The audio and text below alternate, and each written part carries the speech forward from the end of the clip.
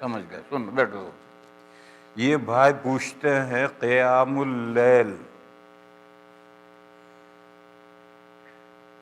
یعنی دوسرا لفظ ہے صلاۃ اللیل، تیسرا لفظ ہے صلاۃ التہجد.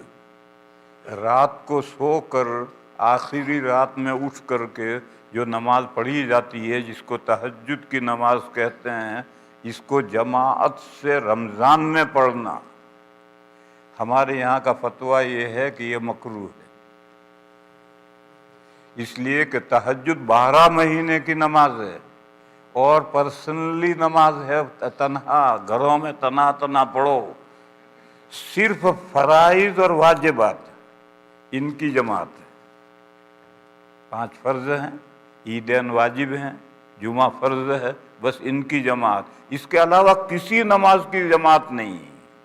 وہ سب نمازیں انفرادی ہیں، جماعت سے نہیں. کیونکہ اس طرح سے جماعتیں شروع کرو گے تو صلاۃ اللیل جماعت سے ہونے لگے گی، پھر اس کے بعد میں صلاۃ التسبیح ہونے لگے گی، پھر اشراق کی نماز بھی جماعت سے ہونے لگے گی. اتنی جماعتیں ہو جائیں گے کہ مسجد میں کوئی آئے گا ہی نہیں. اس لیے صرف فرائض اور واجبات ان کی جماعتیں ہیں. اور واجبات میں بھی وطروں کی صرف رمضان میں، دوسرے دنوں میں وطروں کی بھی جماعت نہیں. تو عیدین کی نمازیں واجب ہیں، ان کی جماعت ہے اور فرائض کی ہے. اس کے علاوہ نوافل کوئی نفل ہو اس کی اگر جماعت کریں، ایک امام اور 2 مقتدی تو جائز ہے، اور 3 مقتدی ہو گئے تو اب مکروہ. اس کو کہتے ہیں تداعی، ایک دوسرے کو بلانا. اور ایک دوسرے کو بلانے کا مطلب ہے 2 مقتدی اگر ہیں تو چاہے ان کو بلایا ہو تداعی نہیں ہے، اور 3 مقتدی ہو گئے تو تداعی ہو گئی چاہے ان کو نہ بلایا ہو. بس یہی دارالعلوم دیوبند کا فتویٰ ہے. اگر دارالعلوم دیوبند کے کسی بہت بڑے آدمی اور ان کے خلفاء اور ان کے مریدین اگر تہجد کی جماعت کرتے ہیں تو وہ ان کا اپنا عمل ہے، دارالعلوم دیوبند کا فتویٰ نہیں. میں نام لوں، حضرت مدنی قدس سرہ جب اعتکاف کرتے تھے تو حضرت نے بڑی عمر میں حفظ کیا تھا، تو تراویح میں تو حضرت سنا نہیں سکتے تھے، بار بار لقمے دینے پڑتے ہیں. تو وہ تہجد میں حضرت پڑھتے تھے. تو حضرت جس مسجد میں اعتکاف کرتے تھے اس میں جو معتکفین ہوتے تھے وہ حضرت کے پیچھے کھڑے ہو جاتے تھے. حضرت سے پوچھا کہ حضرت آپ پیچھے 100 150 200 آدمی مقتدی ہیں. تو حضرت نے فرمایا بھئی یہ میرے ساتھ اعتکاف میں ہیں، کہیں سے آئے نہیں ہیں، ان کو میں نے بلایا نہیں ہے، یہ کھڑے ہو جاتے ہیں. خیر حضرت کا دور گزر گیا، لیکن اب حضرت کے صاحبزادگان اور حضرت کے مجازین خلفاء ان کے یہاں تہجد کی جماعتیں باقاعدہ ہونے لگی اور پروپیگنڈے کے ساتھ لوگ جمع ہوتے ہیں. بس یہ ان کا ذاتی عمل ہے، دیوبند کا یہ فتویٰ نہیں. دین کا صحیح مذہب پر فتویٰ دینے کا ذمہ دار دارالعلوم ہے. میں ایک بندہ ہوں، اگر میرا کوئی عمل دارالعلوم کے فتوے کے خلاف ہے تو میرا عمل ہے. دارالعلوم کا فتویٰ یہی ہے کہ صلاۃ اللیل ہو، صلاۃ التسبیح ہو یا کوئی نفل نماز ہو، اس کو جماعت سے پڑھنا، رمضان ہو یا غیر رمضان ہو، یہ مکروہ ہے. اب پھر لوگوں کو جو چاہے کرے. پھر ایک سوال ہے کہ حرمین میں تو صلاۃ اللیل کی جماعت ہوتی ہے، تو اس کا جواب سنو. حرمین میں ان سلفیوں کو خوش کرنے کے لیے جماعت صلاۃ اللیل کی ہوتی ہے، پہلے نہیں ہوتی تھی. اب سعودی عربیہ میں یہ سلفی غیر مقلدین حاوی ہو گئے ہیں. ان کو خوش کرنے کے لیے سعودیہ کی ہر مسجد میں 8 رکعتیں تراویح ہوتی، اس سے 8 سے زیادہ پڑھاتے ہی نہیں. اور وہ چاہتے تھے کہ حرمین میں بھی 8 رکعتیں ہو. مگر مدینہ منورہ کے ایک امام صاحب نے کتاب لکھی ہے عربی میں، اور وہ چھپی ہوئی کتاب ہے، اور اس نے ثابت کیا کہ خلفائے راشدین کے زمانے سے کنٹینیوس حرمین میں 20 رکعتیں ہو رہی ہیں. تو وہ یہ فتنہ دب گیا۔ وہاں تراویح تو 20 رکعتیں ہوتی ہیں حرمین میں، مگر اب ان کو بھی خوش کرنا ہے، کیونکہ ان کے نزدیک تو تراویح کوئی چیز ہے ہی نہیں۔ وہ کہتے ہیں 11 مہینے تہجد سو کر اٹھ کر پڑھو، اور رمضان میں یہی تہجد کی 8 رکعتیں سونے سے پہلے پڑھو۔ تو ان کی بات تو چلی نہیں، امام نے کتاب لکھی اور 20 رکعتیں ثابت کی، تو پھر اب ان کو خوش کرنے کے لیے ان کی 8 رکعتیں بھی صلاۃ اللیل کے نام سے پڑھانا شروع کر دیا وہاں۔ تو یہ تو ان کو خوش کرنے کے لیے ہے، سلفیوں کو، غیر مقلدوں کو، وہ کوئی دلیل نہیں ہے۔ وہ تو پورے سعودیہ پر حاوی ہو گئے ہیں۔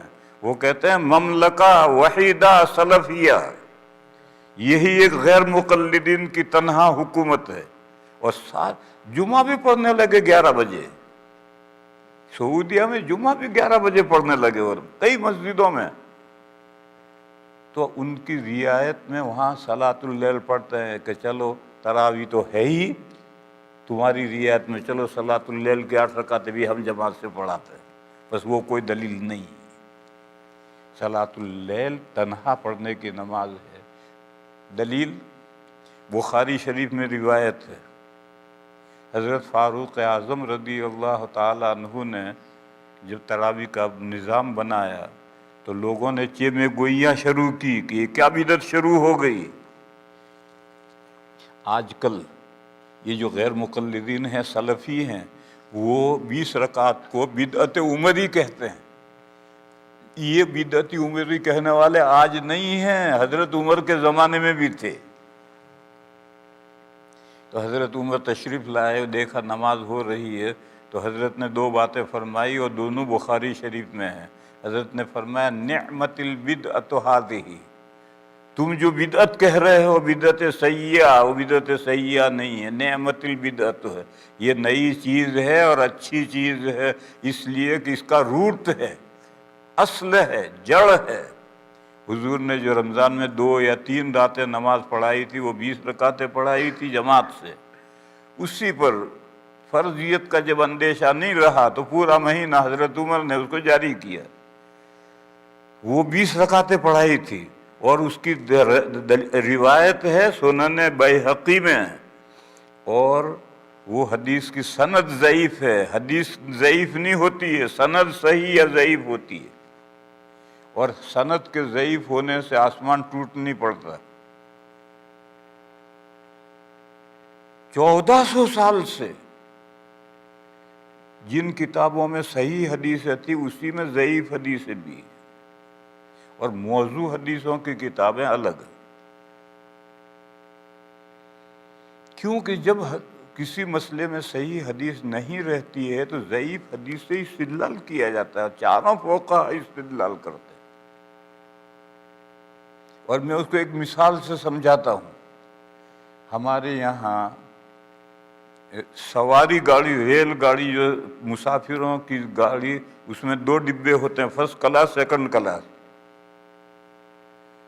اگر آپ کے پاس فرسٹ کلاس کا ٹکٹ ہے تو آپ سیکنڈ کلاس میں کیوں بیٹھیں گے؟ فرسٹ کلاس میں بیٹھو۔ بس اگر آپ کے پاس مسئلے میں صحیح حدیث ہے تو اسے لو، ضعیف حدیث اگر ہے تو کیوں لو؟ جب ٹکٹ فرسٹ کلاس کا ہے تو سیکنڈ میں کیوں بیٹھو، فرسٹ میں بیٹھو۔ لیکن اگر آپ کے پاس ٹکٹ ہی سیکنڈ کا ہے تو پھر سیکنڈ میں بیٹھو، لیکن اسی اسٹیشن پر گڈس کا ایک ڈبہ پڑا رہتا ہے، اس گڈس کے ڈبے میں مت بیٹھو، وہ تو موضوع حدیثیں ہیں۔ لہذا 1400 سال سے موضوع حدیثیں الگ کتابوں میں ہیں، یہ گڈس کا ڈبہ ہے، اور یہ صحیح اور ضعیف، فرسٹ کلاس اور سیکنڈ کلاس، یہ سواری گاڑی ہے۔ بس اگر مسئلے میں صحیح حدیث ہے تو وہ لیں گے، ضعیف نہیں لیں گے، اور صحیح نہ ہو تو تمام فقہا ضعیف سے استدلال کرتے ہیں۔ تو سنن بیہقی جو صحیح کتابوں کی حدیث ہے، اسی میں یہ ابن عباس کی حدیث ہے، اس کی سند ضعیف ہے کہ نبی پاک صلی اللہ تعالی علیہ وسلم نے جو 2 دن یا 3 دن جماعت سے نماز پڑھائی تھی تو 20 رکعت پڑھائی تھی۔ بہرحال پتہ نہیں میں کیا کہتا ہوں، کہاں چلا گیا۔ ہاں، میں یہ کہہ رہا تھا کہ بخاری شریف میں حضرت عمر نے جب مسجد میں آ کر دیکھا تو دو باتیں کہی ہیں. ایک بات تو کہا نعمت البدعۃ ھذہ، لوگ اس کو بدعت کہتے ہیں، یعنی بدعت سیئہ کہتے ہیں. یہ بدعت سیئہ نہیں ہے، یہ تو بدعت حسنہ ہے. نعمت البدعۃ ہے اس لیے کہ اس کا روٹ ہے، اصل ہے. حضور نے 3 راتیں یہی 20 رکعتیں پڑھائی تھی، لہذا یہ بدعت نہیں ہے. دیکھو جو چیز حضور کے زمانے میں تھی اگر وہ آج بے عین ہی ہے تو وہ سنت ہے. ایسے حضور کے زمانے میں جو کسی چیز کی اصل ہے پھر آج اس کی شکلیں بدلیں تو اس کو بدعت نہیں کہیں گے. جیسے حضور کے زمانے میں مسجد میں ایک چبوترا تھا، قبیلوں کے دیہاتوں کے مسلمان علم دین حاصل کرنے آتے تھے تو سامان اپنا اس چبوترے پر رکھتے تھے، مسجد میں سوتے تھے. صحابہ مدینہ کے صحابہ کھلاتے تھے، کھاتے تھے اور علم حاصل کرتے تھے، پھر چلے جاتے تھے. اب آج دنیا میں جو طرح طرح سے مدرسے دارالعلوم بن رہے ہیں یہ ان کی روٹ یہ صفا کا مدرسہ ہے. بس آج جب زمانے کے تقاضوں کے اعتبار سے جو شکلیں بدلیں گی تو وہ بدعت نہیں کہلائیں گی.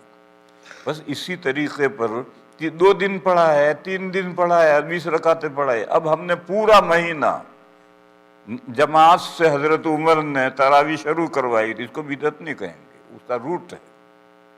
ایک بات تو یہ فرمائی. دوسری بات یہ فرمائی واللتی تنامون افضل من ھذہ، وہ نماز جس سے تم سوتے رہتے ہو وہ نماز اس تراویح سے افضل ہے. یعنی 11 مہینے تو ایک نماز ہے صلاۃ اللیل، وہ بھی تنہا گھروں میں پڑھو.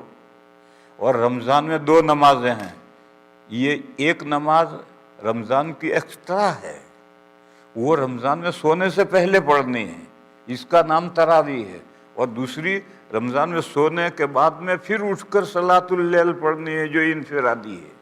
اور حضرت عمر نے فرمایا کہ رمضان میں جو تہجد کی نماز ہے وہ تراویح سے افضل ہے. 2 نمازیں الگ الگ ہیں اور اس سے یہ افضل ہے.